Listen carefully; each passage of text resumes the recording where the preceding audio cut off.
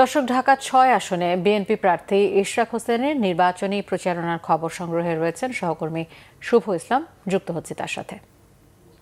শুভ, ঢাকা ৬ আসনে ইশরাক হোসেনের গণসংযোগের এই মুহূর্তে কি তথ্য রয়েছে আপনার কাছে? সুপাত, এই মুহূর্তে আমরা দাঁড়িয়ে আছি রাজধানীর কলতাবাজার এলাকায়, যেখানে বিএনপি প্রার্থী ইঞ্জিনিয়ার ইশরাক হোসেন তার নির্বাচনী প্রচারণা চালিয়ে যাচ্ছেন পঞ্চম দিনের মতো।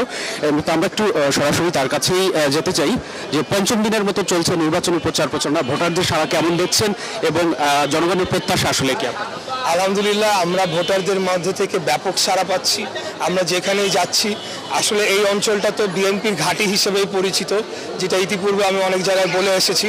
তো এখনও জনগণ দীর্ঘ 17 বছর ভোট দিতে পারে নাই, তারা মুখিয়ে আছে। আগামী 12ই ফেব্রুয়ারি আমরা অত্যন্ত আশাবাদী যে ঢাকা 6 আসন এখানকার ভোটাররা ধানের শীষের পক্ষে ভোট দিয়ে এই আসনটি বিপুল ভোটে আমাদেরকে জয়লাভ করবে ইনশাআল্লাহ, এটা আমরা আশাবাদী অত্যন্ত।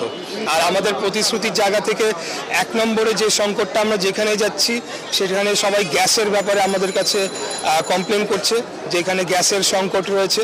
তো আমরা সেই বিষয়টাকে অগ্রাধিকার দিব, আমরা তাদেরকে প্রতিশ্রুতি দিচ্ছি। এর পাশাপাশি অন্যান্য যে নাগরিক সমস্যাগুলো রয়েছে সেগুলো সমাধানের জন্য, যেরকম জলাবদ্ধতা, যানজট, প্লাস এখানকার শিক্ষা, স্বাস্থ্য ব্যবস্থা, সব কিছু নিয়ে আমাদের যে পরিকল্পনা রয়েছে 31 দফার আলোকে আমাদের চেয়ারম্যান জনাব তারেক রহমান উনি যে পরিকল্পনাগুলো দিচ্ছেন জাতিকে, সেগুলো আমরা ঘরে ঘরে পৌঁছে দিচ্ছি।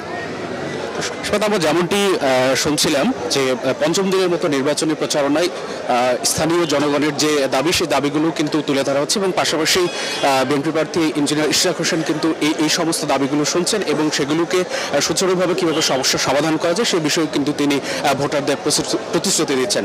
দর্শক, এই মুহূর্তে রাজধানীর প্রচারণার সর্বশেষ এই ছিল আমার কাছে। শুভ ইসলাম জানাচ্ছিলেন ঢাকা ৬ আসন থেকে।